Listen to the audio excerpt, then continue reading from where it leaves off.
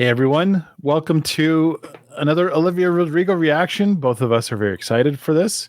We've become not reluctant fans. I think right out of the gate, we were like, who is this? What's her voice? This is amazing. We're in it for the long haul. So this is from Steph Welper, who, yes, that is her name. She's wonderful. Been a long-time supporter of our channel. Steph says, hello, Happy New Year. It's also her birthday month, so happy birthday, Steph. Wanted to request this little concert video that Olivia had put recently after her new album came out a few months ago. Concert is an acoustic set with 8 songs and also involves her producer, Dan, talking a little bit how they made Guts. This is exactly what we were talking about. We want a little bit of behind the scenes with Olivia to get to know her. We did get that with the Tiny Desk concert, which is now available on YouTube. Go check that out. We got the set list, got everything here. I'm ready to go. Let's do it. This is part 1, so we'll do the first 4 songs, and part 2 will be the next 4 songs. So I'm excited. This is an easy request. Thanks, Steph. Yeah. Let's do it. So this part 1, we're going to do, it'll be Vampire, Lacy, Ballad of a Homeschooled Girl, and The Grudge. We've heard Vampire and Ballad of a Homeschooled Girl. We haven't heard Lacy or The Grudge yet. Oh, we've heard Lacy. Okay. I thought so. I thought the name sounded familiar. I think it was the Tiny Desk. Oh, that's right. Yes, we have. I remember that one. That's the poem one. Yeah.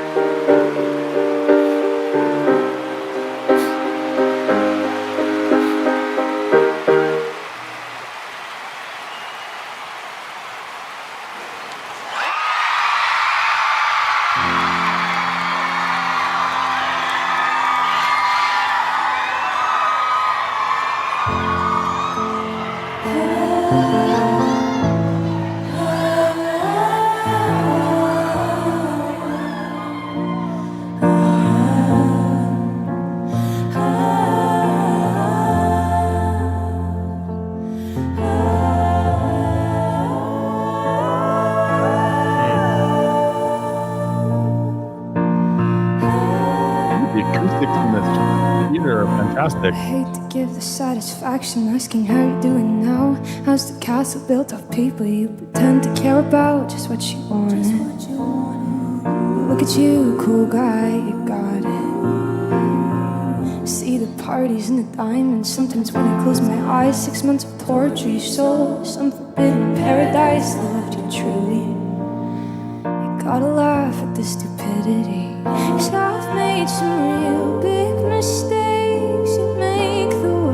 Wanna look fine, I should have known it was strange. You only come out at night. I used to think I was smart, but you made me look so naive.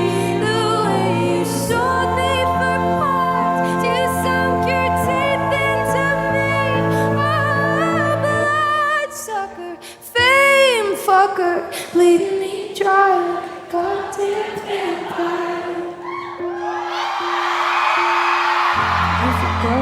talked, you told me you were bad news. You called them crazy. God, I hate the way I called them crazy too. It's driving me insane. How do you lie?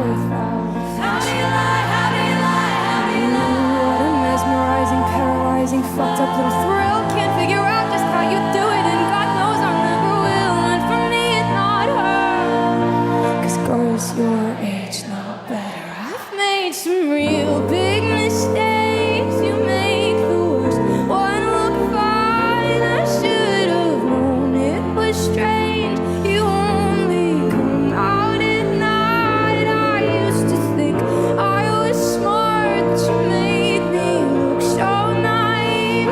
The way you sold me for parts, you sunk your teeth into me. Oh, bloodsucker, fame fucker, bleeding me dry like a goddamn vampire.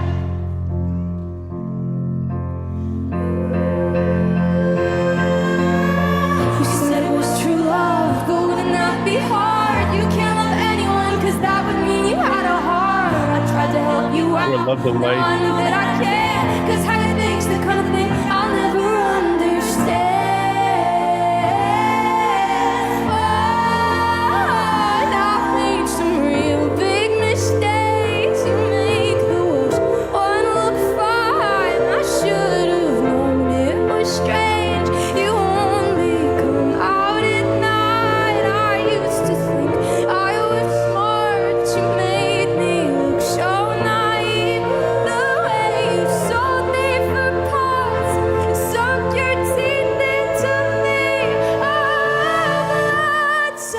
fame fucker, bleeding me dry like a goddamn vampire.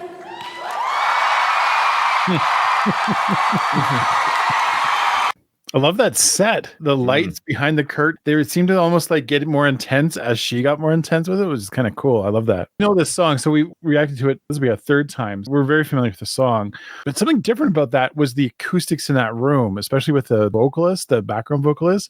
It just seemed to fill that room. I found that really fascinating. Great little venue too. This is unique for what we've seen so far. I think we watched the video, we watched the Tiny Desk concert, and then now this is her on stage. We've seen it all now with this song. I'm not getting tired of the song yet. Beautiful rendition.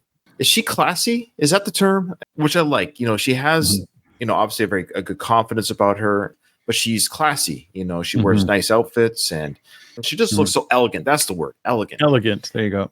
I agree about the backup singers. It's nice to hear this acoustic set. And I think they're going to do some talking, so we'll get into that. So maybe we'll discuss what they've said after they talk. But Dan, I believe, is at the piano. So Dan is the producer and co-writer with her. I think they're a collaboration team together. He's like jacking off guy to Taylor. That's what he is. Sorry, what's his name? I actually, sorry. Antonoff. I wasn't even trying to be funny. I forgot his name. I'm sorry. Antonoff. And Dan's last name, I don't know how to pronounce it either because his last name is Nigro. I don't know how to pronounce that one. Is it Nigro? I don't know. I don't know how to say it. So Dan is her Antonoff. I like that about these two. So that's kind of cool. So we're going to hear him speak. So I'm kind of curious to see what they have to say. So let's check it out. Steph says Nigro. No. That's his name. Okay, Nigro. Hi, guys. Welcome. Thank you so much for being here. We're so excited to be here with you guys tonight. Thank you so much to Amex for putting this wonderful event on. So, for those of you who don't know, this is my friend and collaborator, Dan. Everyone say hi, Dan. Yeah, she said collaborator. She actually said collaborator. And, we made this entire Guts album together over the course of a year. That's awesome. And we're so excited to play some of the songs for you tonight. We haven't played these songs for anyone, really, so it's very exciting. It's the first time these songs are going to be played live. Really? Okay. So thank you so much for being here. It's very exciting. And we get to tell you stories that will make Olivia very, very uncomfortable. Very nervous, but it's okay. We've collected a lot of funny, interesting, weird tidbits along the way, so we're going to share them with you tonight. Cool. Hopefully Dan doesn't embarrass me too much. I'll try not to. It reminds me of, was it Much Music did this? Did MTV do this, or was this Canadian? Because Canada has Much Music, which is the Canadian version of MTV. Remember Storytellers? Was that an MTV thing, or was that just Much Music? I never watched a whole lot of MTV or Much Music. Well, this is like a Storytellers, which sounds just like you think it sounds. An artist would perform a song, and they tell the story about the song, and then they perform. It's a very intimate setup like this, and this is Olivia Rodrigo's Storytellers. That's cool. The thought occurred to me, somebody tell me in the chat I'm not alone here. This is not a Mandela effect. Am I remembering correctly? Songs for anyone, really. So it's very exciting. It's the first time these songs are going to be played live. So thank you so much for being here. It's very exciting. And we get to tell you stories that will make Olivia very, very uncomfortable. Very nervous, but it's okay. We've collected a lot of funny, interesting, weird tidbits along the way, so we're going to share them with you tonight. Hopefully Dan doesn't embarrass me too much. I'll try not to. Oh, I'm sure they know what they're going to say already. The song you just heard was Vampire. It was the first single off of Guts. I think choosing the first single off of Guts After Shower is definitely not an easy decision, would you say? I would say it was definitely one of the hardest decisions we've had to make together. Yeah. Definitely lost a lot of hair because of it, I think. Yeah, we've had many a conversation. But I think but choosing the single was probably hard, but then once we chose the single, trying to finish the song made it that much harder, knowing that it was going to be the first song that you guys were going to hear. I tortured Dan for so long, for months. I was like, no, it's too fast in this part, and it's too slow in this part. We need to change it by 1 BPM.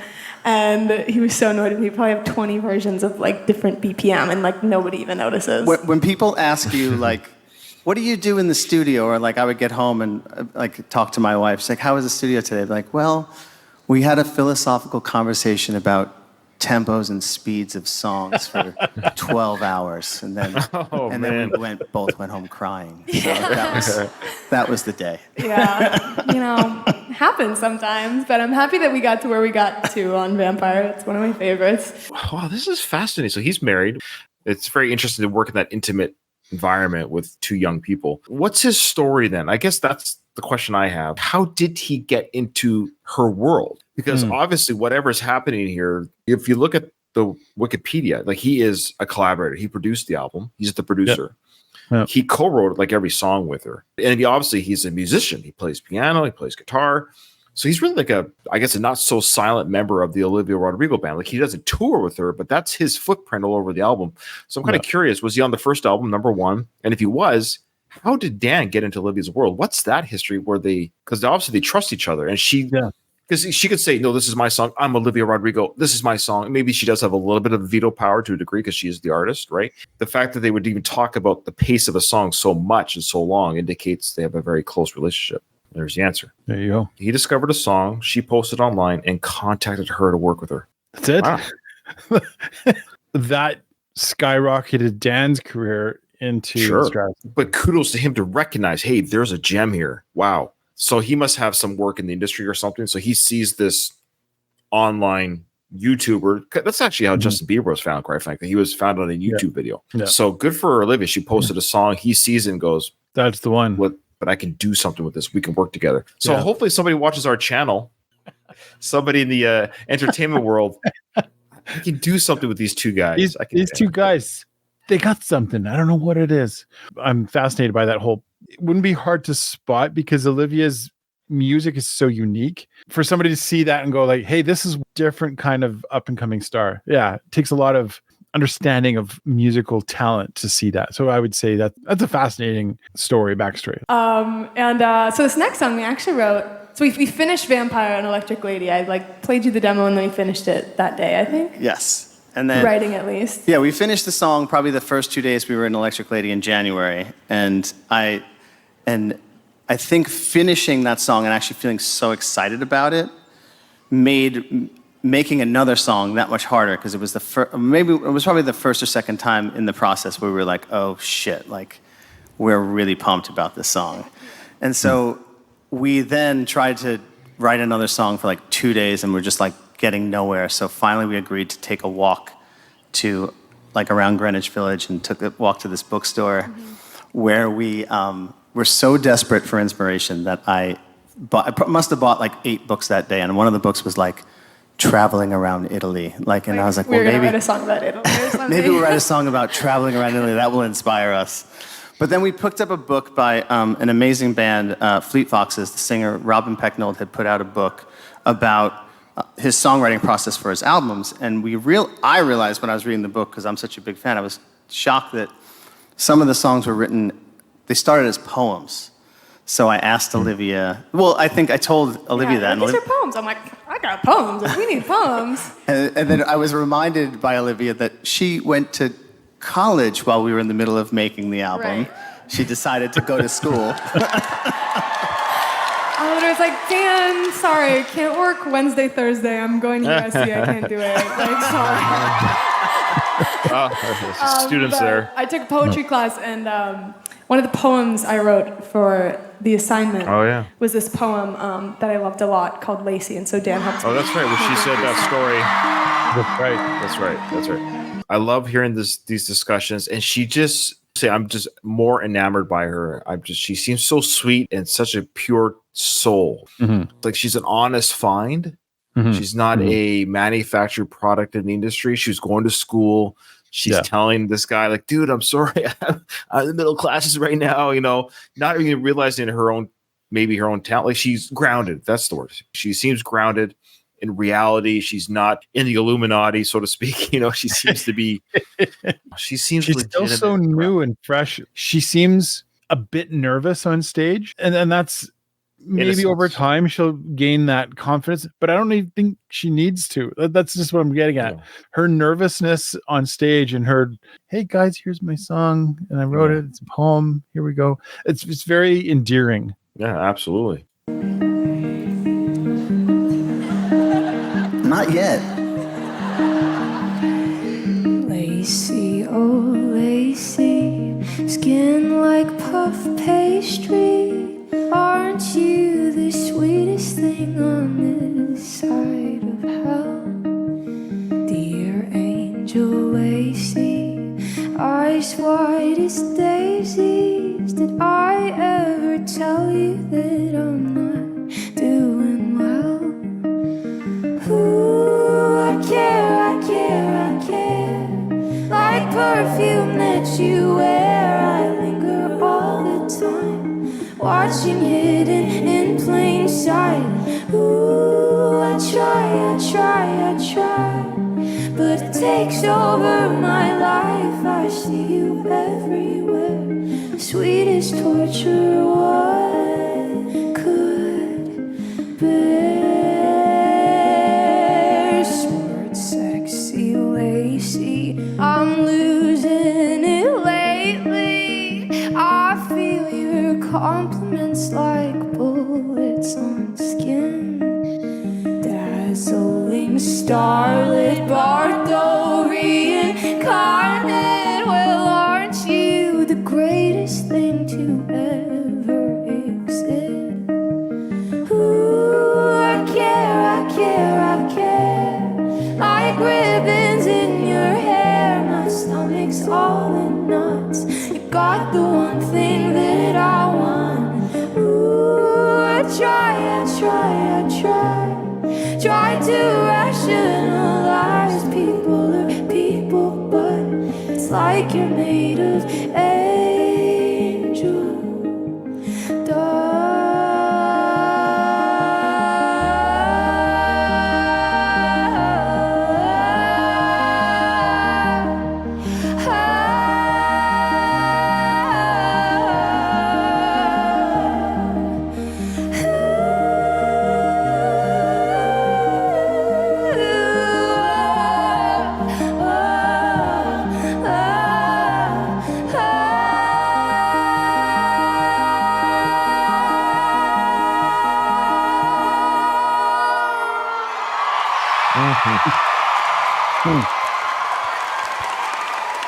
Nice. You know what it reminds me of? Are you going to say an artist? Yeah, Sufjan Stevens. Oh, what the Is that hell? it? We both thought yes. Wow. Yeah, I know. That's We both. amazing. That's amazing. Yeah, Sufjan Stevens. He's in a different realm over here, but his music is similar. It's got a similar sound. I just wonder if they're familiar with it. I wonder too, and I thought the same thing, and I hesitated bringing it up only because it's like, oh, nobody knows who we're talking about. Who's Sufjan Stevens? So yes, she is like the younger version, female version of a Sufjan Stevens. I think that's why we gravitated her so quickly. I think she reminds me of that independent artist feeling without being irritating, but that independent artist where and they're deep with these poetic lyrics and deep thoughts, and it's just like it's almost difficult to get into, but it's not. I don't know how to describe it. It's like it's so thick and amazing. Yeah.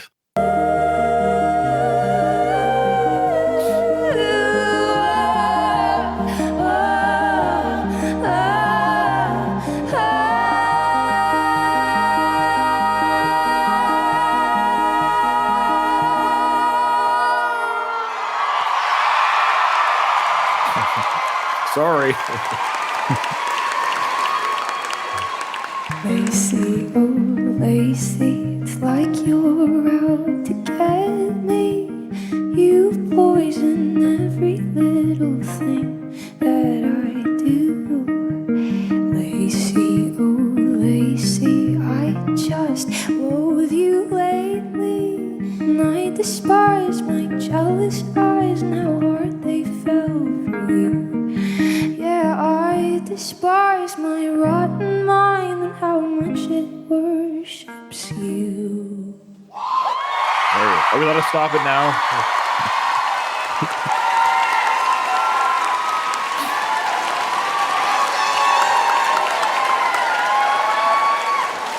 All right, the nerves are starting to wear off a little bit.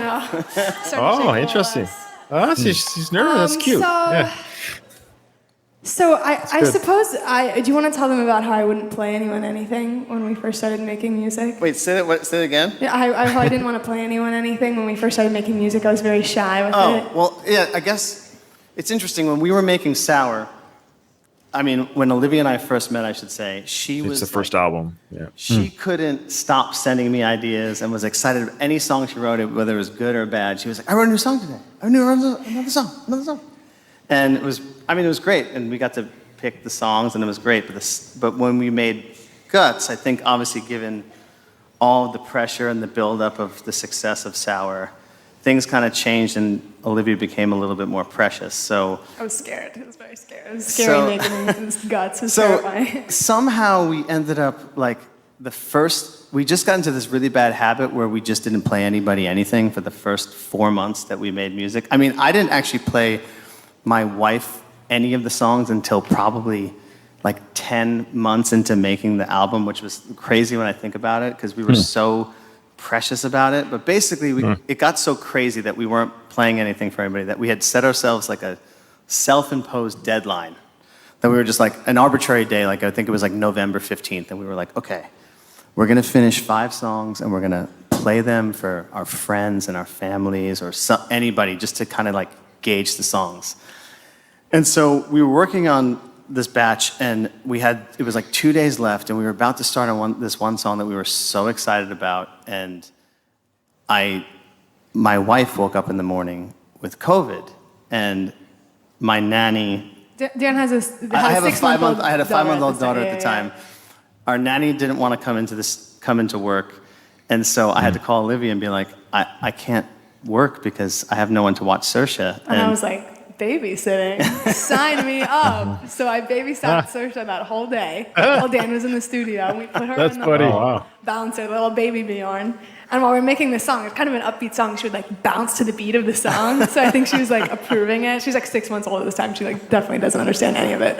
But yeah. But she inspired the song to be finished. She's our muse. Mm-hmm. She is our muse, and it turned out to be. Oh, and then I guess a little anecdote, I should say, was that at the end of the session when we were done with the song, Olivia decided to start feeding. We had to feed Saoirse a bottle, and she, it was her first time babysitting, so she didn't know that after feeding a bottle, you can't be throwing the baby up and down. and then Saoirse threw up all over Olivia's face and clothes.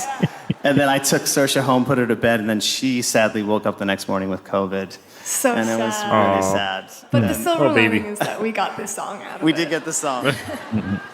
And also, if you guys want, you guys can stand up for a second, because we are going to pretend to rock out for a minute. 1, 2, 3, 4. Interesting to hear that she hadn't babysat before. Yeah, when you're pretty active making music and singing and whatever, that's an afterthought. But now I want to hear the song and then picture them writing the song with her with the baby in her hand. That's cute. That's a fun story. I love their interactions. I did a little bit of Googling of Dan Nigro. He's a very accomplished producer. He's worked with a lot of artists. So yeah, so when he found Olivia, he was on the prowl, but not in the way that I'm saying, but that's his job. He's looking for talent. He's worked with people. So he actually worked with a lot of people. He was in a band himself, actually. Then he stopped in that band and became a producer and writer collaborator with other artists. Big record ahead of or behind him. So when he reached out to Olivia, he'd already had that. He kind of knew what it took to find or to work with a certain talent. So the fact that he grabbed her, that's very telling and cool for her and him. I like this relationship. I think this is a relationship. I don't think they're just going to do the 2 albums together. I bet you the third album he's going to be on. I bet you this is going to be one of those relationships, that songwriting duo. There's a lot of examples of these in the music industry, where Meatloaf, for example, everyone knows Meatloaf, but he had his Dan.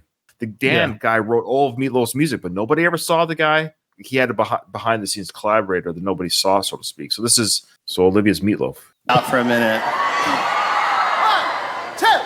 1, 2, 3, 4.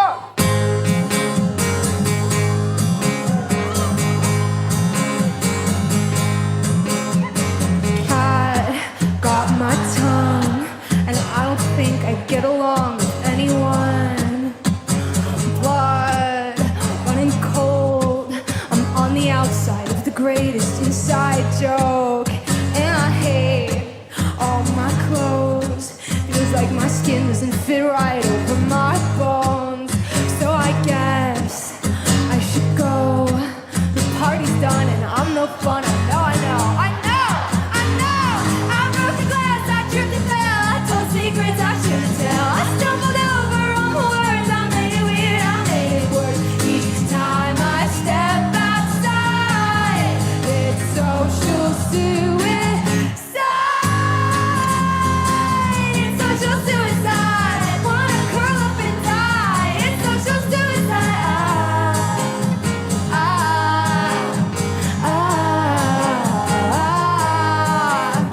I laughed at the wrong time, sat with the wrong guy. Sent him how to start a conversation on my website. Talked to this hot guy, swore I was his type. Guessed he was making out with boys like the whole night.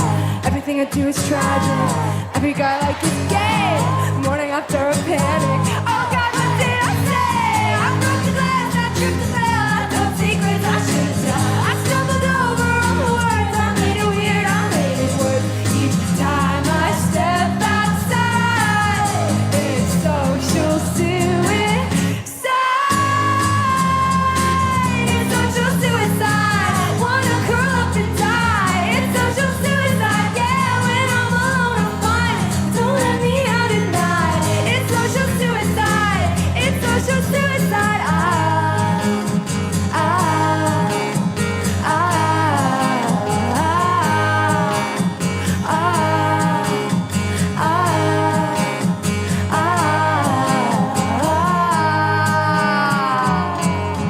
I broke a glass, tripped and fell, told secrets I shouldn't tell. I stumbled over all my words, made it weird, then I made it worse. Each day that I'm alive, it's social suicide. It's social suicide. Wanna curl up and die. It's social suicide. It's social suicide. Don't let me out at night. I'm shocked I'm still alive. It's social suicide. Thought your mom was your wife. Called you the wrong name twice. Can't think of a third line. La la la la la la la la la la la la la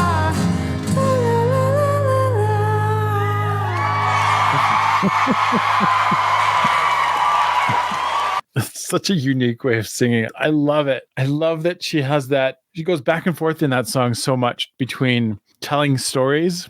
She has a very unique, and the other song was, I was going to say this about Lacy and Vampire. She's a very unique vibrato when she does it. She doesn't do it very often, but when she does it, it's like spot on. And it's just so different than any kind of vibrato you've ever heard. People use it all the time in opera, right? That's your like, "Whoa." But she does this thing with her voice. I've just never heard it before. I don't know if anyone does it the way she does it. It's fascinating. I love it. I think it's great. Like, I find their relationship very fascinating, and this Dan guy very fascinating. Like, what is trying to get into his head? Because he was in a band. So he was in a band, Nathan, called As Tall as Lions. They had 3 albums, and they did fairly well. And their latest one that came out in 2009 was like highly reviewed. I'm kind of curious to hear it, because the reason why I say this, because I listened to the song, they were classified as indie rock, right? Okay. I'm curious what he is bringing to her from his own background in that band. Yeah. If it's indie rock, that's a rock song. What we just heard sounded like an indie rock song with a female front lead. Yeah. So I'm kind of curious during their writing sessions. I mean, he doesn't always probably say, "Oh, just, I was in a band, blah, blah."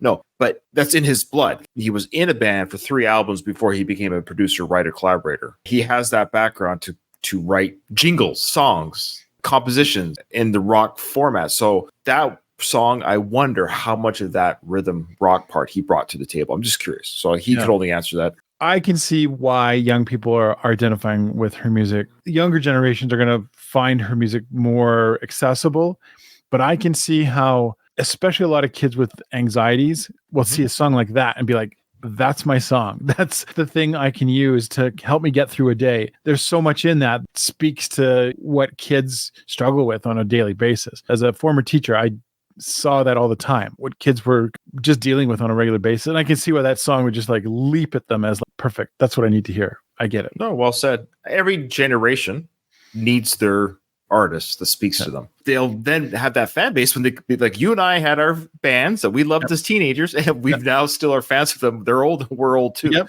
they're still scratching that itch today. Yep. These are kids in the crowd, and rightfully so. There's probably young teenagers. This prom album or song, this Hollywood, this Teenage Dream. Yeah, this is for a younger audience, absolutely, and they need to have their Olivia. And then guess what? 5-6 years from now, they're going to have another Olivia, but Olivia's going to carry her fans to her 30s and 40s, and another new artist will. Every kid kind of needs their young artist to look up to, and this is really cool for her. Next is The Grudge. Okay, we haven't heard this one yet, I don't think.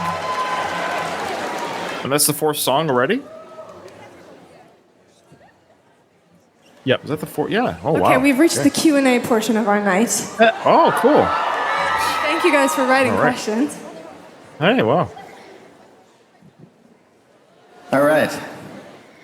They're very, very serious. These are the most serious questions I've ever heard in my life.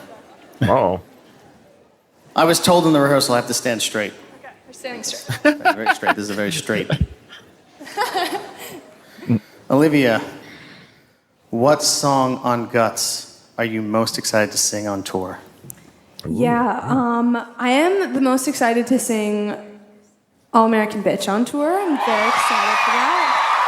Oh. I think that's gonna be so fun. I get so angsty and enraged when I hear that song. You guys are gonna practice your screaming for the tour, I'm assuming? Yeah. Get those pipes ready, you guys.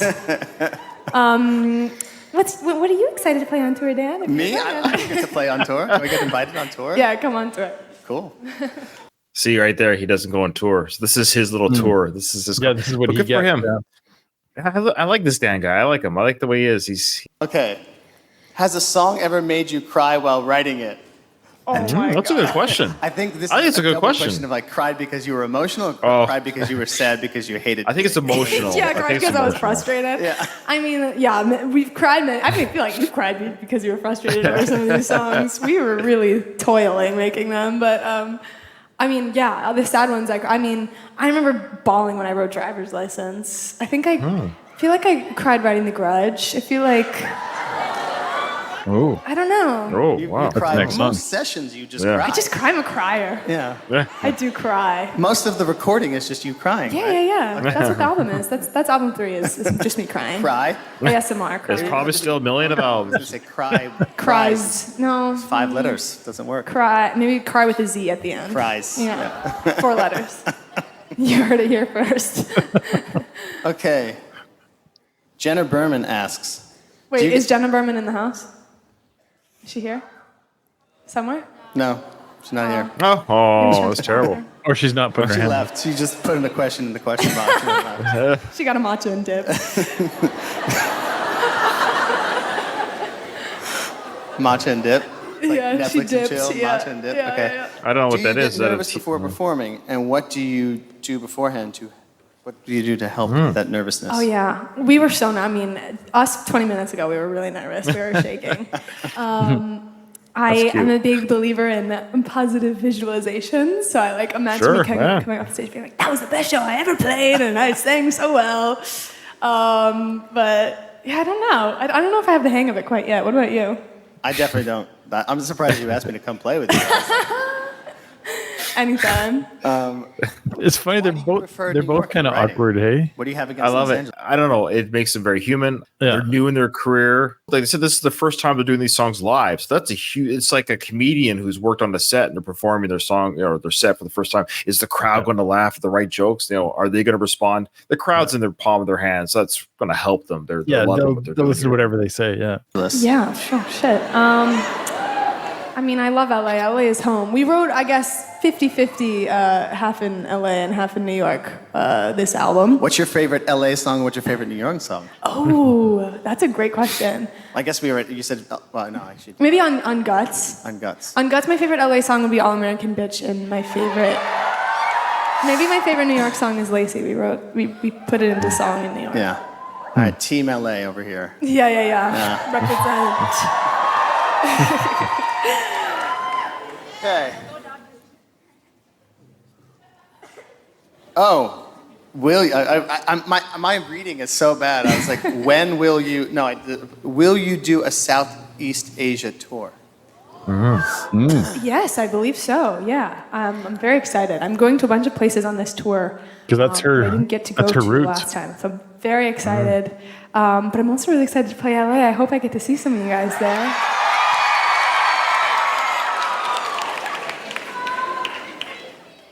Do you have any songs that you almost put on Guts?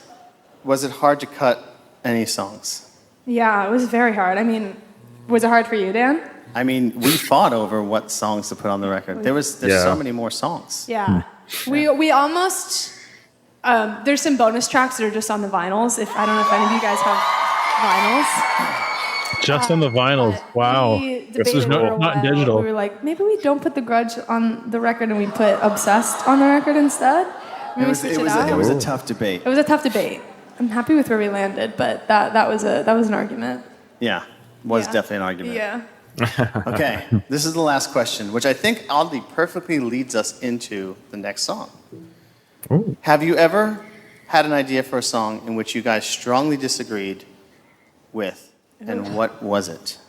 I mean, I feel like we have a lot of disagreements. That's what makes it fun and interesting. Yes. Well, on the Grudge, Dan and I really had a difference of opinion over the melody. Well, we should say that it took us a long time to write this song. Like a long time. Long time in the sense that like just getting the structure and the melodies took like a full day, I'd say. Whereas like you had kind of the concept. Well, you want to talk about the concept. Yeah, I mean, I was just driving to the studio and I was trying to come up with ideas and I was listening to the Smiths and there's this lyric where he says, it takes courage to be kind. And I was like really upset at the time and I was like, what if I don't want to have courage and what if I don't want to be kind? And so when I got to a stoplight, I wrote in the notes app of my phone, it takes strength to forgive, but I don't feel very strong.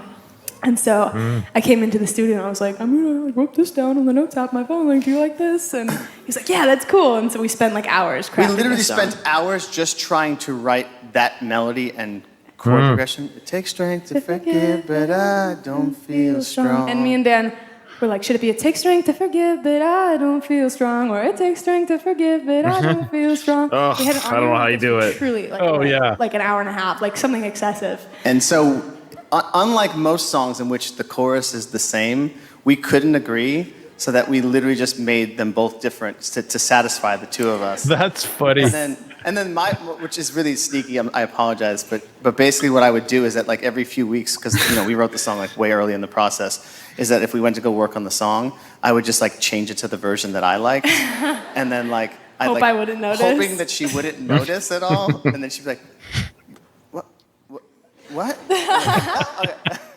Well, you guys can be the judge. Let us know which one you like better. Here's the All right. Wow, this is interesting. Okay. Oh, it's like a ballady type feel already. I have nightmares each week about that Friday in May. One phone call from you and my entire world was changed. Trust that you betrayed, confusion that still lingers. Took everything I loved and crushed it in between your fingers. And I doubt you ever think about the damage that you did, but I hold on to every detail like my life depends on it. My undying love, now I hold it like a grudge. Now I hear your voice every time that I think I'm not enough. And I try to be tough, but I wanna scream. How could anybody do the things you did so easily? And I say I don't care, I say that I'm fine, but you know I can't let it go. I've tried for so long. It takes strength to forgive, but I don't feel strong. The arguments that I have won against you in my head, in the shower, in the car, and in the mirror before bed. Yeah, I'm so tough when I'm alone, and I'll make you feel so guilty. And I fantasize about a time you're a little fucking sorry. And I try to understand why you would do this all to me. You must be insecure, you must be so unhappy, not knowing my heart hurt people, and we both drew blood, but man, those cuts were never equal. And I try to be tough, but I wanna wanna scream. How could anybody do the things you did so easily? Now I say I don't care, I say that I'm fine, but you know I can't let it go. I've tried for so long. It takes strength to forgive, but I don't feel strong.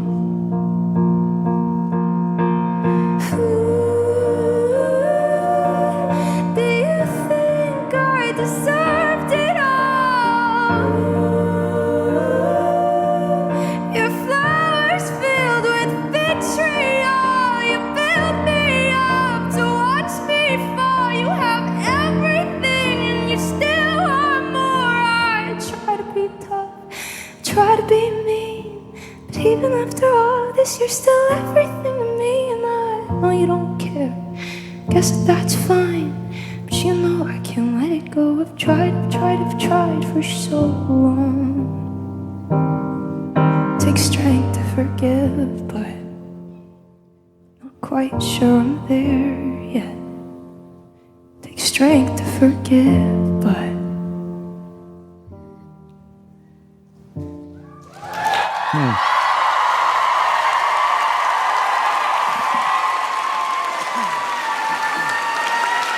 Well, that's where part one will end, but we'll share our thoughts right now about this song because we've never heard that one. That's one of the first ones that we haven't heard. I love that song. I especially love that we got a little story with it, but I mostly love that that's what she's so good at, is the like vocalizing, singing. I went and looked at the lyrics and read the lyrics along with it. They're phenomenal. It's not written like your typical song where it's chorus. I mean, yes, there's a chorus, but it's written stream of consciousness, where it's just like it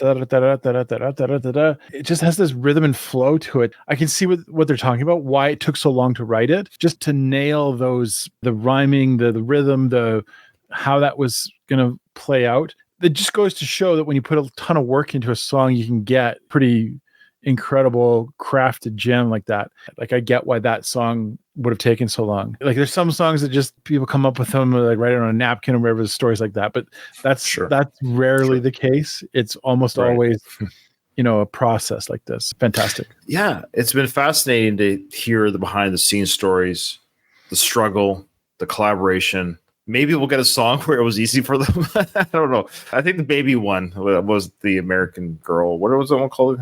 The teenage. I think they talked about that one kind of being a little bit easier. It's a funny story, but out of conflict, out of struggle, just like a little butterfly in its cocoon pushing out. And it's a beautiful butterfly. Instead of if you open up the cocoon forward, it will fall to its death. Right? I know it's silly, but there's some truth to that nature of things where out of this struggle, this creative struggle, produces a haunting, beautiful song, beautiful performance. I was actually thinking about the crowd. Two things. One, put your cell phones down, guys. This is going to be on YouTube. So to me, this is a very intimate performance. I'm surprised they were allowed to have them in there, actually, to be honest with you, because this is the first time live performance of these songs. So interesting. However, the second thing I like is that what I find great is that we have this young audience listening to very mature music. It's great to see a younger audience gravitating towards mature, smart, not funky, poppy, easy to get into. Let's move. Yes. So it's encouraging. It's the opposite of discouraging. It's encouraging to see this young audience gravitate towards smart, intelligent, difficult music. But it's beautiful. It's wonderful. But you know what I mean by that? It's not the kitschy, catchy. Those music has a place. Don't get me wrong. Like, I get it. We want to go on the dance floor and move. I get it. But I love seeing this young audience singing along, being moved at a young age, being moved by smart, intelligent lyrics. That's what you and I did when we were young. And it's nice to see it's either still happening or happening again, where a younger audience is listening to mature, deep music. I think I'm going to coin a new term. It just came into my head. Music like that, where it's like pop and it's really like dumbed down and really simplified to try and catch you and kind of get you to listen to it. Pop porn. I don't know. I've never heard it before. I like it. All right. All right. That was fantastic. That was part one. Thanks for everyone who joined us for part one. We appreciate it. Part two will be there when it gets there. Part two is coming soon to a whelp near you. We'll see you on that one.